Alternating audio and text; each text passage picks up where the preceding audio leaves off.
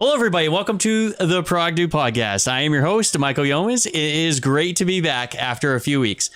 Last time we talked with Jamie Fernandez, CPO, great guy, great experience, and I hope you learned a lot from that. And there were some good takeaways, especially on navigating through your product career and ultimately how you can get there. Next week, we're going to be having Toby Johnson back again because we forgot to record the last session. So, hey, we all make mistakes, but we'll be inviting him back next week to kind of talk through his experience, which will be great. Today, we have an amazing guest, a gentleman I met just the other week when I was in Cyprus. He's an agile coach and somebody who has a wave of experience of navigating through agile methodologies in your product career. He is becoming such a great friend of mine, and I wanted to introduce him today on the podcast to talk a little bit about his experience. We'll talk maybe a little bit about, what he was chatting about last week or the week before. When the heck was I in Cyprus? 2 weeks ago, 2 weeks ago in Cyprus. He's candidly on the other screen saying, hey, just 2 weeks. But we'll talk a little bit about his talk 2 weeks in Cyprus. My friend, Sebastian. Sebastian, welcome. Thanks, Michael, for having me. Okay, good. We can hear you. So there are no technical difficulties, thankfully. Great to hear that. I know, right? I always make the mistake of not clicking a button or clicking too many buttons. And so I just, again, want this to be a good experience for you so you can come back. Oh. No, but I mean, it was awesome. We met in Cyprus, and we definitely had a lot of good chats, which I always appreciate hearing somebody's experience and tales. And again, like-minded folks. So, for me, I've been through a couple agile transformations myself. I'm definitely not an expert. That's why we hire the good folks like yourself. And so that's why it would be great to have you. It was good to have you on today, specifically to talk around kind of your experience and how you've navigated through your career, what got you interested in it. And then how do you think, again, your experience helps other folks, whether it's individuals, organizations, that are looking, to kind of navigate through their own journey, I guess, and improve on the process. Again, I always believe that a process is iterative, right? It's like personal growth. You grow and grow and grow, and so you learn from mistakes. So it's not something where you just get it and then everything is perfect from here on out. Yeah, what a boring life that would be. Yeah. What a boring life it would be, man. If you did everything perfect. Yeah. But hey, look, again, just give yourself a little bit of an intro, talk about where you're at now, kind of a little bit about your career, and then we can go from there. All right. Yeah. So my name's Sebastian, with an unspeakable pronunciation of a German last name. So we'll leave you to that. And yeah, I'm an agile coach currently, mainly working with mandates in Switzerland. So was mainly working with the Swiss railway company throughout COVID, and basically just ending my mandate there on Easter. So just another week for me, basically, in that mandate.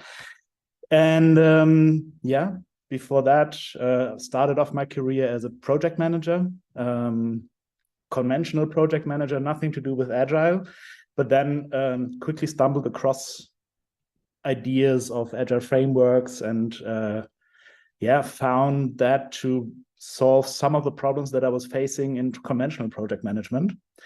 And so got curious, read a lot about more and tried things out, as you do in product management as well, and landed up guiding some bigger organizations, mainly in scaling agile frameworks. So you basically have Scrum, Kanban, starting off with one team approaches, where one team is responsible for a whole product. But the more complex your products get, the more complex your development system also gets. And so, was working for German engineering companies, for automotive, banking in Switzerland. So basically a variety of different product types, and guided them through agile transformations, reaping the benefits, hopefully. Reaping the benefits, 100%. Again, and I can't So I mean, I've been through a couple with one of my past organizations, and so I had a good experience with one and a not so great experience with the other. And it's interesting for myself to kind of learn from that experience. And I guess where my first question kind of comes in is, given that agile in its essence, right, has transformed and evolved over the years, like how has that impacted the field of product management, you think? Yeah, I think first of all, when you know where your product is in terms of basically maturity, and also basically what nature of your product, or what the nature of your product is, yeah, the more complex it gets, the more iterative your process has to be in the end, yeah, because you need to run experiments because no one knows what the end result will be, yeah. So and running those experiments is for some organizations tougher pill to swallow, I would say, yeah, because you're giving up a lot of control, yeah, or the illusion of control, I would say, and basically do active risk management in terms of what's the worst thing that could happen within our sprint or longer periods of time where we run experiments, yeah. And so I think that affects organizations on multiple levels, but especially product management, yeah, because whenever you think about your next iteration, the next need of customers that you need to identify to basically adjust your products or pivot your products, yeah, I think that is something that product management has been doing for the past 10 to 20 years, yeah, but didn't bind it to any framework per se. Yeah. So I think that was just basically the idea of more successful product managers or products, yeah, that went through that phase rather than sticking to your initial thoughts. Yeah. Yeah. I remember I did a talk, I think it was like a couple years ago on a webinar for the Product-Led Alliance that was around planning and prioritization. And I think part of that discovery, and again, I don't know what I don't know, but I had no clue, leading up to that point, that there were 100 plus planning and prioritization methods out there that you can pick and choose from. And I thought again, you got to work. Having experience in multiple, like, again, I certainly don't want to discount that I had used quite a few, but knowing that there are all these different ones out there, and some of them to me just seem completely, I don't want to say idealistic, but it's like, I don't know even how that would work. But I mean, can you talk about how product folks can make that simpler for themselves? Again, if you're stepping into some type of planning prioritization model for the first time, my best experience, I think, was, again, saying, at least from the organization that came in to help us, was saying, hey, look, Scrum or Kanban, don't again, choose what's best for you based off of, again, your product and how you see yourself collaborating, working as a team. Because when we did it, it was a bigger organization. So we had maybe 7 different departments. So there were 7 different, I guess, product and engineering leads, right, that worked together on kind of what their end-to-end process would look like when it came down to planning out the work, all the way down to prioritizing it, and whether it was Scrum and I ended up doing Kanban first before I did Scrum, which I thought worked really well with the team that I had. Our delivery got a lot better. Any thoughts on any of that? So yeah, for me and my Swiss colleagues will already smile about that, because the one thing that I always ask is, what problems are we attacking? Yeah. So what problems are we trying to fix? If we don't know the problem, we don't choose a tool. Full stop. Yeah. So for me, basically, agile frameworks are tools to help us in achieving some business goals. Yeah. And the challenge that we usually face in organizations, there are way too many ideas and not enough people to do all these. Yeah. So at some point, or not people, exchange that with budget, money, whatnot. Yeah. So but basically, the tough choice in product management especially is, to what idea do I say no? Yeah, because there are plenty of great ideas, but that's what we try to answer with different prioritization techniques, and there are very idealistic ones. I'm totally with you. But trying to find a sweet spot between something that you can still do and is not overly complicated. And, I've seen prioritizations that need 5 weeks of preparation to collect all the data that you would need to then be able to prioritize. What I really find helpful are basically things that increase our communication between the different stakeholders that are relevant to prioritize.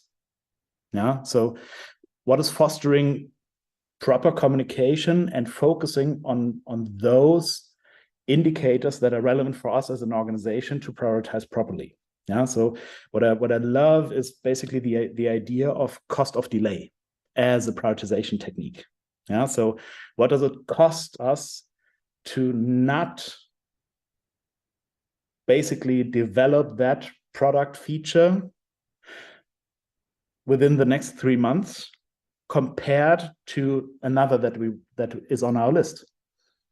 Yeah, so that basically is a reverse psychology trick in the end, because everyone is, chasing that fancy world shiny red bike on Christmas. Yeah, we all want we all wanted the feature creep. If we only had that, if we only had sentiment analysis, if we only had advanced ML ops, man, everybody would eat our stuff up. Exactly. Yeah, and so completely neglecting that it's going to take you 5 years of capacity basically to develop that, not knowing if that's going to do what you thought it might do. Yeah. So and cost of delay just basically serves you with different indicators that do that reverse psychology, and not only focusing on that shiny new toy. Yeah. Be it AI and how can we use ChatGPT now? We heard a lot of talks about that on the conference where we met. Yeah. Yeah. Now that's the new shiny thing that everybody's like, if we better do this now, otherwise we're going to miss the boat. Like exactly. So how can we pivot everything to this? Yeah.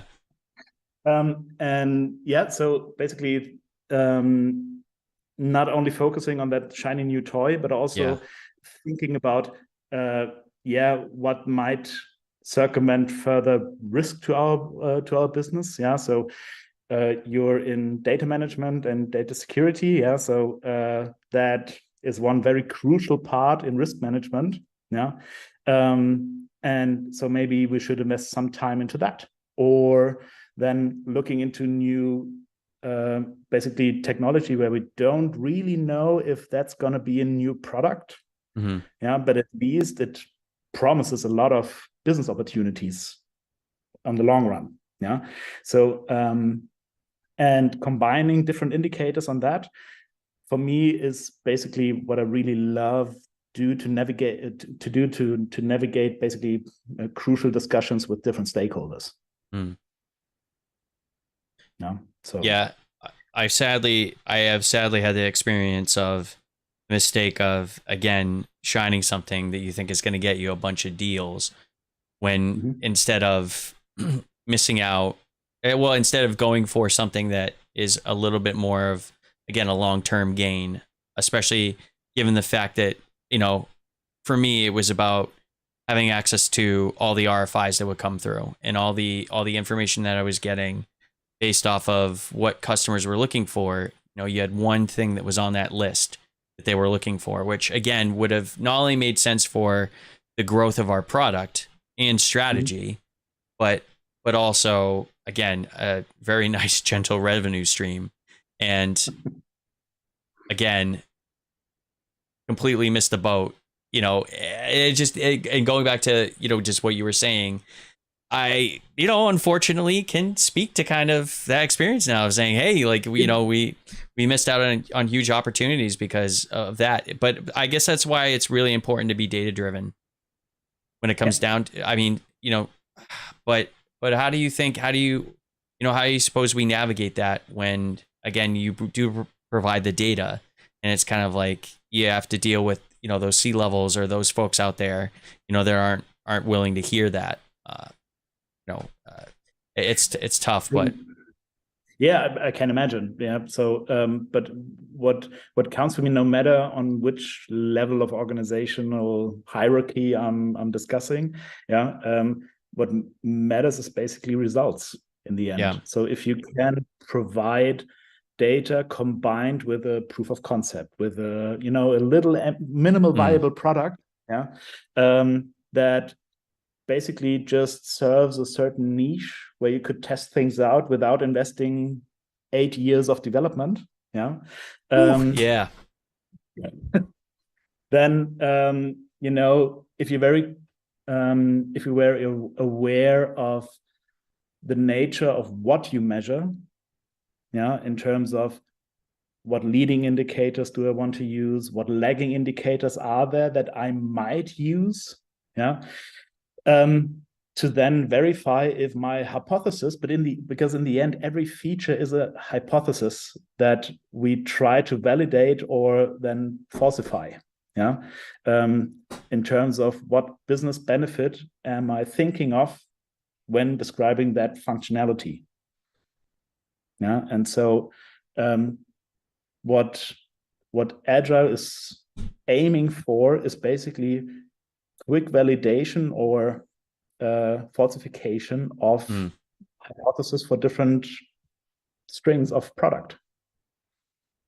And for that, it's worthwhile to have some experience in terms of what is relevant to measure.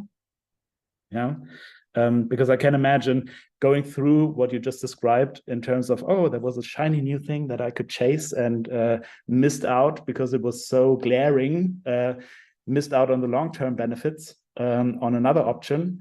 I'm sure you might know the next time to what to look out for. Yeah, it's again, it's it has I heard somebody say it not too long ago. It's founder selling, right? It's essentially like I'm looking at this commercial opportunity that's right in front of me. We can get that, it could be, a gentleman's handshake, whatever, that they're like, yeah, this is, we're absolutely going to get it. And then they don't get it potentially ever. Right. And then you miss out on, months, if not longer. I mean, sometimes you can make decisions that can impact your revenue for years, especially, when it comes to innovation. If you lack it, then you get a lot more, especially if you have more products as part of your suite, your downsell could suffer your revenue could suffer from a downsell rather than churn perspective for a very long time. It's unfortunate. And can you like when it comes down to like Agile and fostering that culture of innovation, that culture of innovation and experimentation, like how do you go about that, you think, especially with product management? So basically, first of all, get that thinking in the heads of people that make decisions. Because usually what conventional management is aiming for is basically cost control and revenue control. So what is plannable for the upcoming 5 years is an idea that has been talked about 20 years ago in terms of how do we manage organizations. And basically losing grasp on that is something that people are really struggling with. And I feel that has an impact on the way that product managers are somewhat in a sandwich between the stakeholders that want that illusion of control and their perception of, okay, we need to make an experiment because I don't know if that hypothesis that I have just formulated as a potential new business opportunity, is going to work, is feasible at all.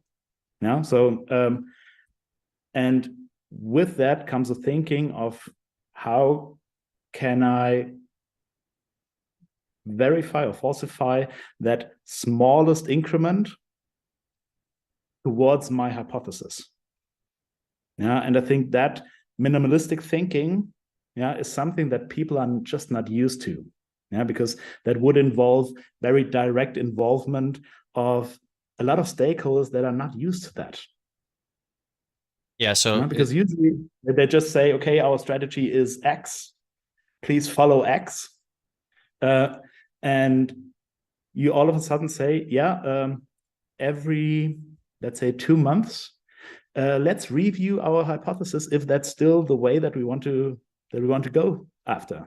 Yeah. So, and for a lot of stakeholders, that's unheard of, especially in bigger organizations. Yeah. I mean, I think with your track record, you're already used to basically that mentality.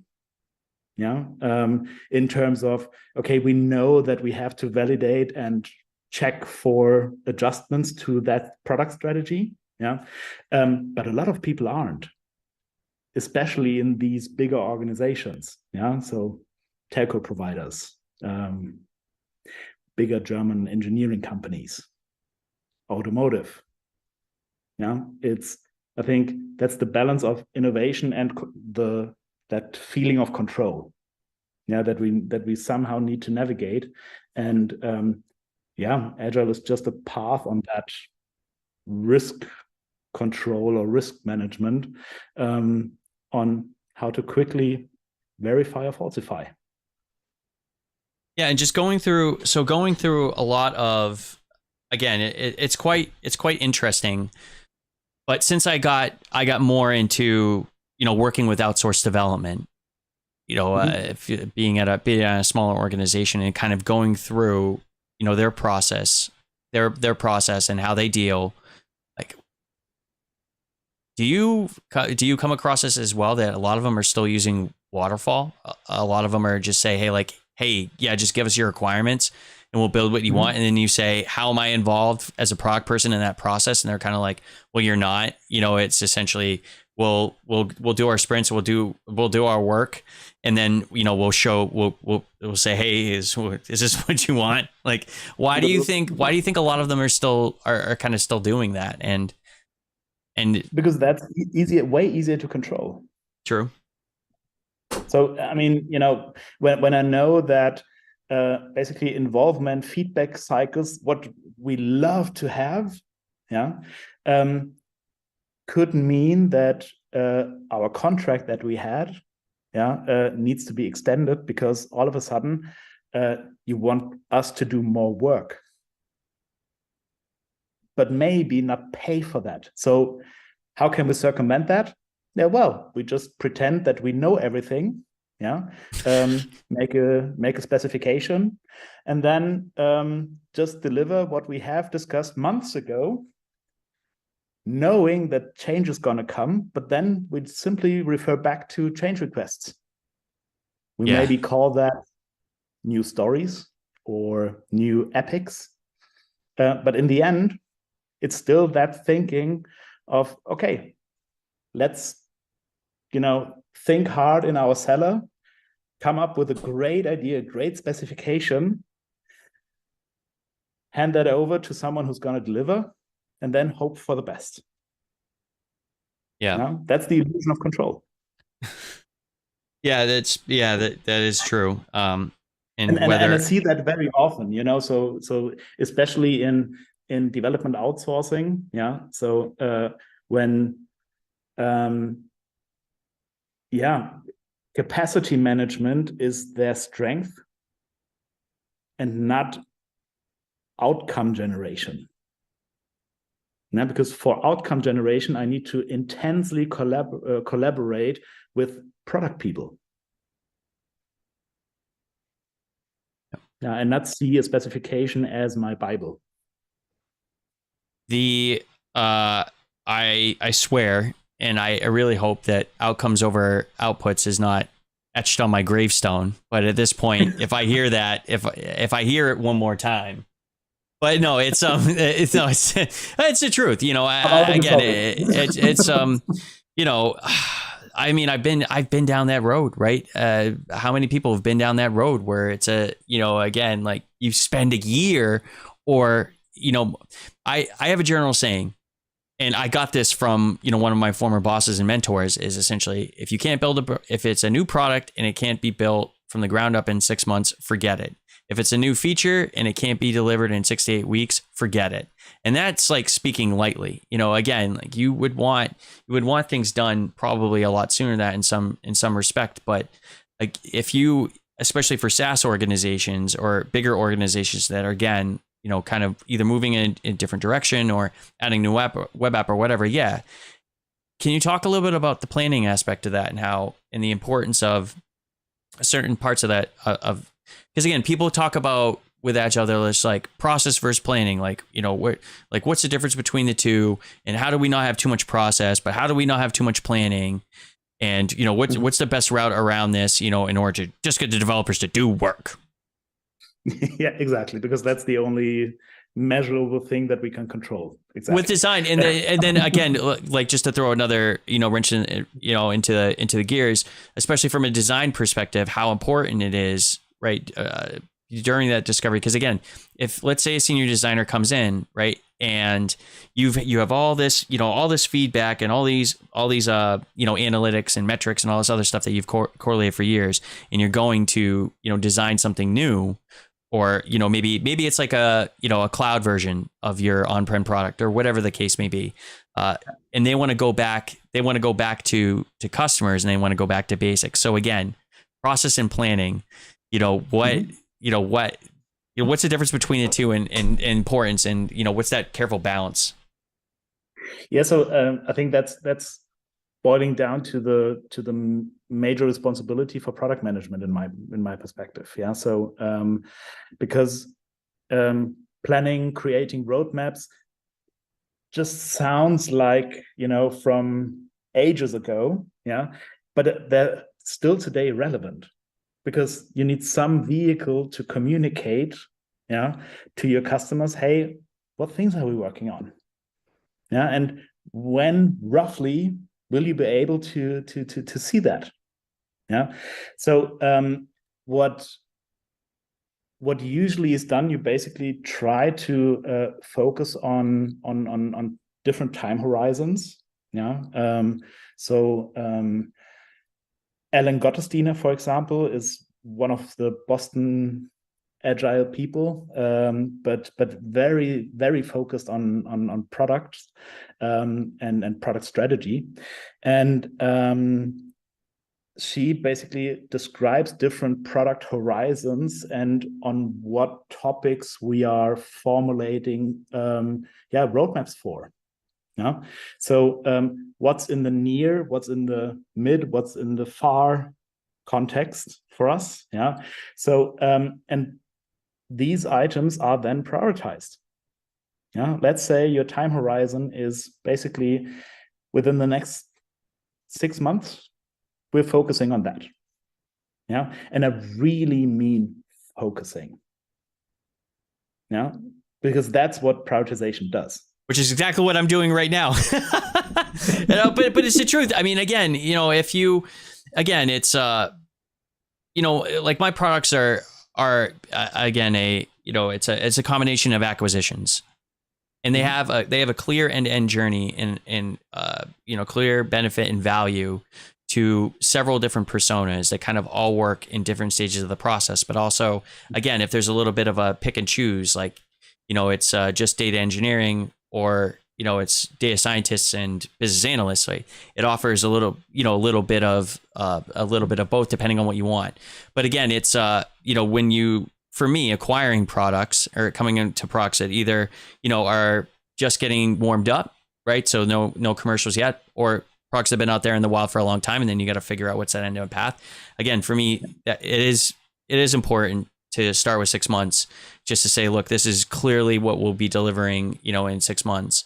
I'm not talking about locked in dates, but talking about, clear direction of like, this is what we're going to be focusing on. again, to show that you're meeting market needs and that you're also innovating, and you're on the up and up. Yeah, because what are your clients then giving you feedback on when you're presenting, hey, we're going to do this and this, but we don't know exactly in which time frame? They're going to say, yeah, awesome, thanks, I'm just going to the next supplier.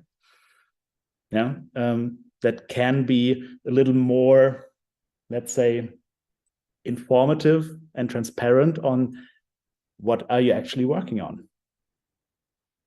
Yeah, and so I think it's also, transparency hurts. Yeah, so with a lot of my clients, we have walked that very rocky road, and in terms of how much transparency helps in your stakeholder management, in terms of your collaborations with different partners or clients. Yeah, and how much do you want to hold back so that you have the freedom to change things? Yeah, and I think that's a very fine line. Yeah, so for a lot of reasons, investments, if you're stock on the stock exchange, then maybe your shareholders are not as excited about the new ideas that you then made transparent, although they had a completely different idea and then going to replace upper management at some point because they was unsatisfied with that decision. Or the multiple levels where transparency can hurt you, but for me it's just about being honest and provoking feedback from your market. Yeah. Now, because if you would hear, hey, Michael, whatever you're working on, I don't care. And if I make 50% of your market, then maybe you'll have an idea, okay, and maybe I should change something. But that wouldn't work if you would hold back with all the information. Yeah. And me as a client wouldn't be able to give you feedback on that. Yeah. So for me, the tendency is always towards more transparency rather than, holding back for switching things around. No, but that's my perspective. No. Yeah. It's it's a bit of an ebb and flow. I mean, for me, I find it I find it interesting going, from a larger organization to startup culture. And even when I started out my journey, it was kind of in that uncomfortable growth phase. So the products were still, kind of, again, in their like teenage phase, where they were just getting out of being engineering driven and into, product driven, and as part of a high level, portfolio strategy. And, I guess, for me, it's interesting because, again, it's, having to ask for going from, hey, you got all these squads available at your disposal to, hey, you got to figure out an investment plan to get the resources you want. I never knock how much, again, I guess, if let's say you do have a product, and, you and I can have a quick chat about this one. Let's say you do have a product, and let's say that, again, you've got, Skunkworks team or a couple resources or something, but there's no immediate demand. There's no immediate demand to sell it. You planning, you could do, if you weren't able to get the investment, even in the first 6 months or whenever, there's so much planning that you can do, right, to ensure that you can divest out, again, what is the appropriate plan when you do get the investment, right? Well, again, your proposal for investment is also like, these are the things that we can do. These are the things that we're going to do. But there's so much, there's so much fine-tuned planning that you can get done, and you shouldn't worry yourself too much about, but we're going to miss market, or we're not going to be able to do this. Or it's like, if the commercial opportunities come, they come, but also you, from a planning perspective, can really get yourself in it's always the end of the day, isn't it?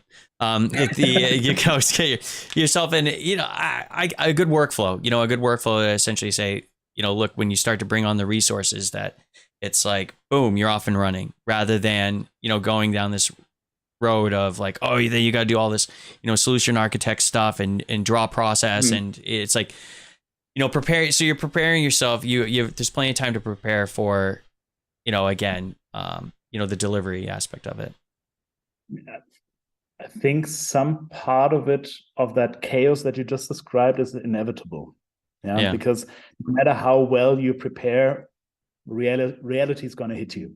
Yeah. So I think there's some topics that you might already, lay out so that at least those would not, overrun you. Yeah. But in terms of your ability to predict market demand and market reactions is very limited. It's gonna be. Yeah? So the question is, do you want to create scenarios for, because we have done that in the past for, ideal case, worst case, and likely case. Sure. Yeah? So and trying to follow that through. For me, it's really the question: what can I currently control so that the plan is relevant? Yeah, and again, in terms of risk management, yeah, because if you overplan, then you basically have potentially created a lot of waste. Yeah, that is then going to haunt you because your costs are just spiraling out of control. Yeah, so for me, it's really about a fine line between how much certainty do I have to really invest on it, so bet on it. Yeah, and then what bet do I need to validate the hypothesis that I have for that product line? Yeah, and that's my investment, nothing more. Yeah, so I think what organizations have been used to is basically just describing, okay, that's our budget for the next 3 years. Here you go. Yeah, and not thinking in that validation period on, okay, what's the minimal thing that we could validate to just make a spike, check if the market is actually there. Yeah, and then consider basically the next steps to follow through.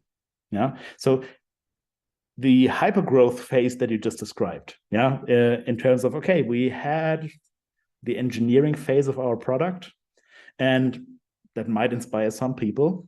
So and then all of a sudden growing 600% within half a year. Yeah, no planning ever is going to catch that. Like Microsoft Teams. Exactly. It was something like 800. It was like 833% or something, adoption. Yeah, exactly. during the pandemic, like, in that first year or whatever it was, and not even year, like, oh, how, yeah. I mean, geez, what a time. I mean, it's not, I'm going to go on record. It's not a great product. I constantly have problems with it, but I know, right? It's I've been a pretty vocal person over the years around that, but yeah, again, like how are you supposed to be prepared for that, and then continue to scale, with that. It's not easy. But I think it's these extreme cases that then let some consulting company come in and say, oh, you were not prepared. Oh, let me help you to be prepared the next time. Yeah, and I'm just, whenever I hear that, I'm just thinking, okay, yeah, that's just snake oil to go down the drain in the end. Yeah, because if you're trying to prepare for every option out there, I don't know if I would invest in that kind of company. Yeah, because then you're investing a lot of capacity into 99% of things that are never going to happen. Yeah, so if you're a monopoly, you could do that perfectly. Yeah, natural monopolies, super prone to that. Yeah, they can do that because they're never running out of money. Yeah. But everyone else, I would be quite hesitant on that. Right. Do you ever have to go, do you ever go in, have you ever gone into an opportunity and say, hey, this is all great about all this stuff that you work on or that you're planning to work on is great. Nuke it. That's exactly so because when the first time I did an agile the first time I did an agile had an agile transformation, it was I couldn't even believe. Again, it wasn't. I mean, we did the same thing. We definitely went back, took stock, and said, "Yeah, this is all gone." But ultimately, see, there go my filler words again. Ultimately, and again, he told us about another company, which was a huge institution in in a specific field, and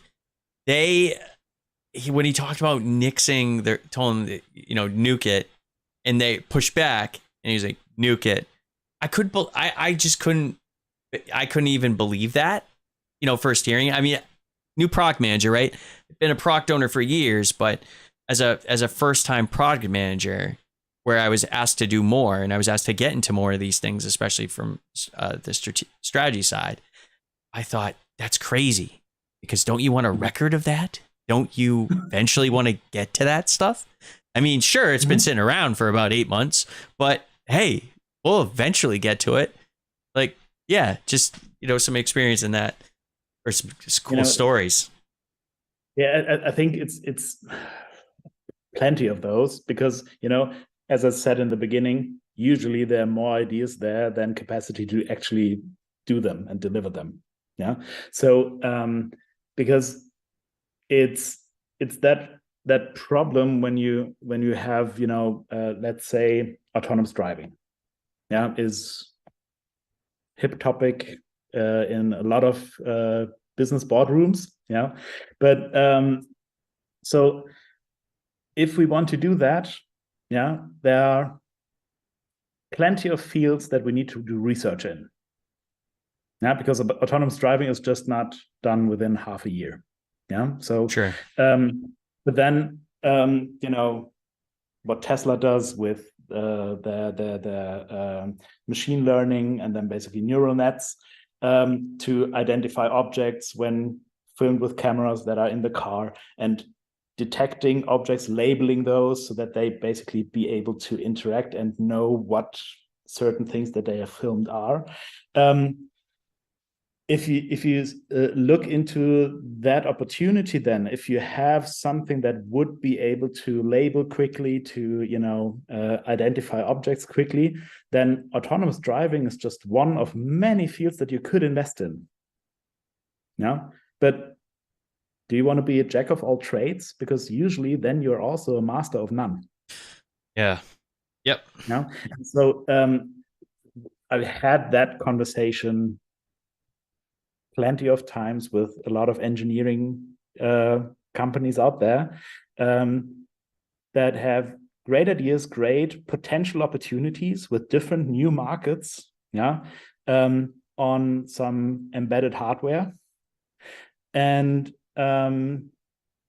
basically often enough get lost in chasing different opportunities without really focusing and narrowing down your product so that it becomes basically on the forefront of innovation. Right. Yeah, because what I often see is strategies being applied in an innovative field that are aiming for cost control rather than quicker time to market, so that you can actively seize the opportunities on that market if you're on the forefront. Mm-hmm. Yeah. And so what I tend to do there in these types of scenarios is basically, okay, it's the so-called Spice Girl prioritization. Yeah, Spice Girls prioritization. Tell me what you want, what you really, really want. If you can only choose one thing to do, what would that be? I've never heard that. That's so great. What? I don't think that was on my list. I gotta go back and look at my list.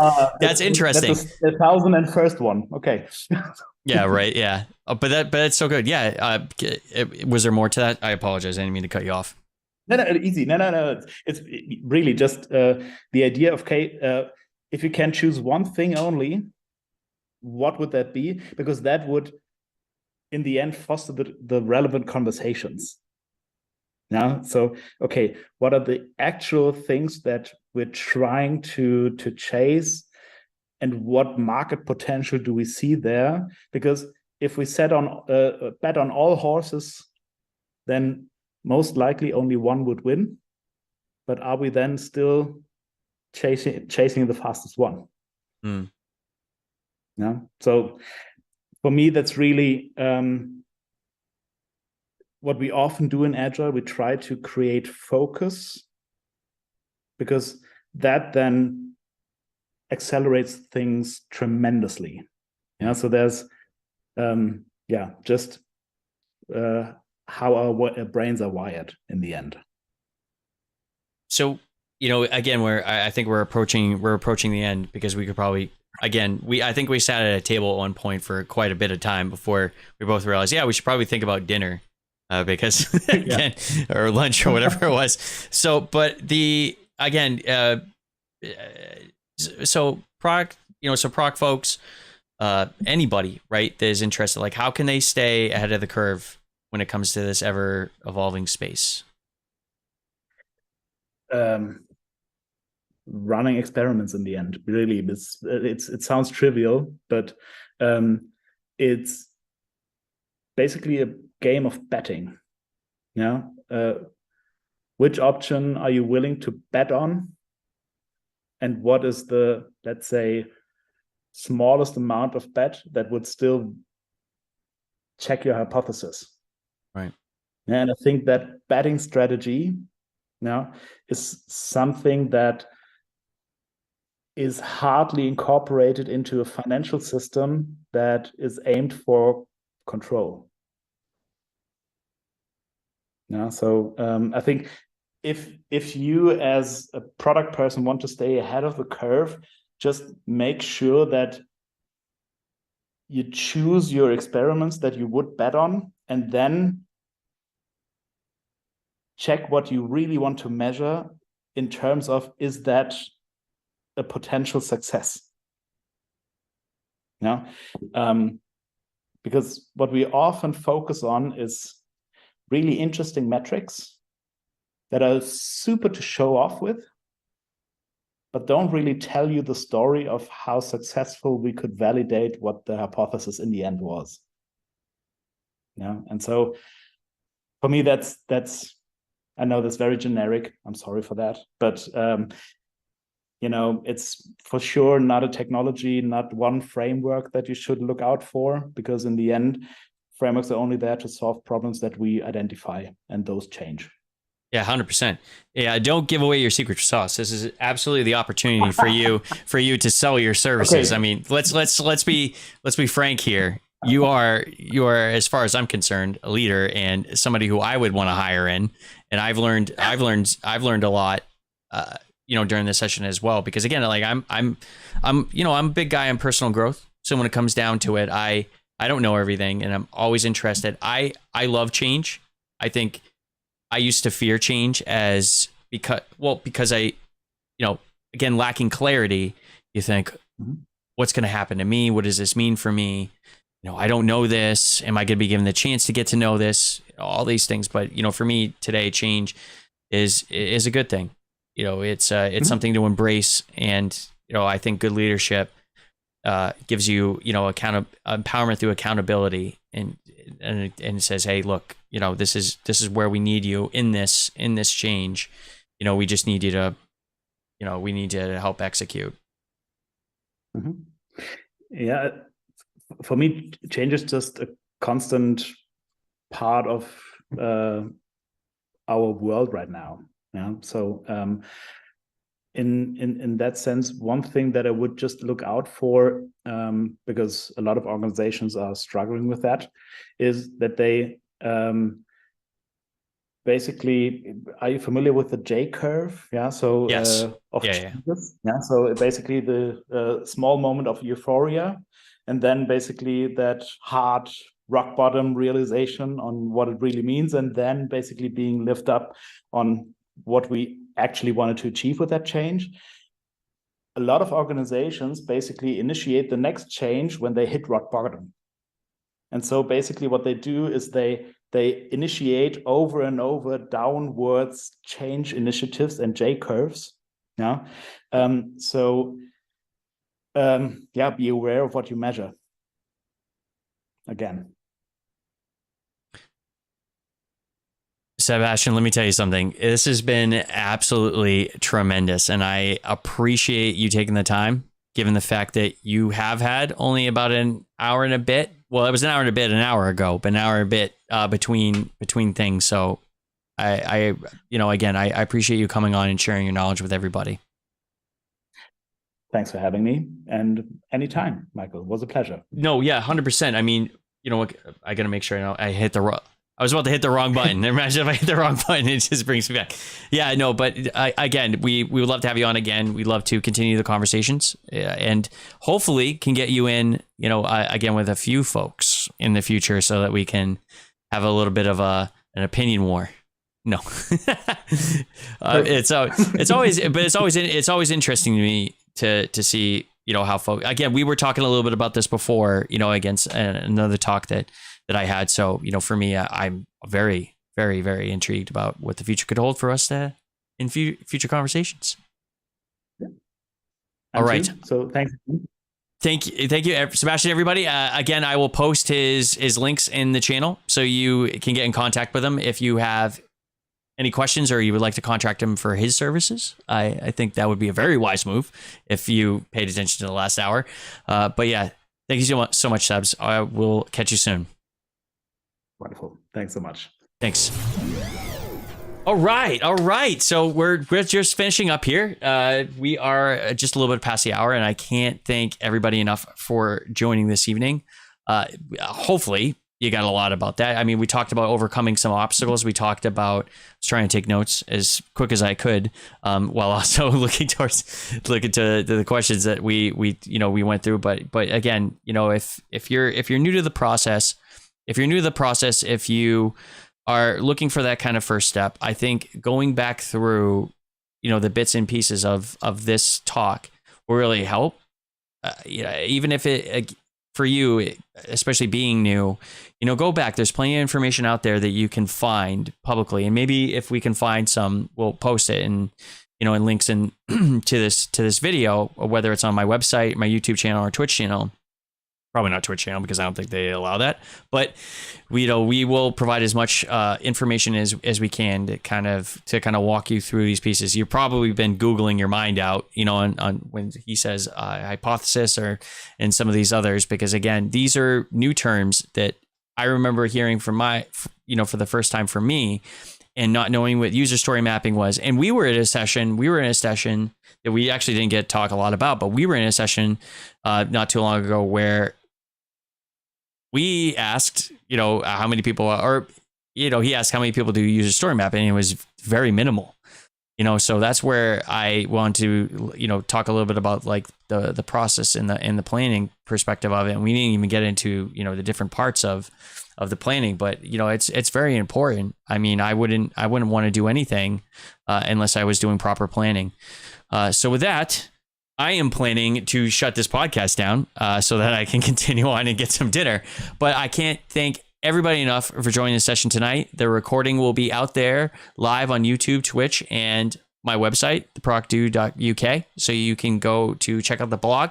There will be a couple follow-up blogs from this and from a last couple of sessions, since Cypress kind of took that time away from me to get to the writing, but I will get back to it post haste this weekend. So I'm excited to kind of share my thoughts on Prog Camp EU, which was a great experience, and also the importance of Prog, the Prog type events. And again, talking with Jamie about navigating through your Prog career, all the way to Seb's talking a little bit about agile methodologies, how it pertains to Prog managers and how to navigate it in the future. So with that, folks, I wish you the best. Have a great rest of your evening. And I can tell you that from the Night Chat with Sebs, the dude abides. We'll speak with you soon.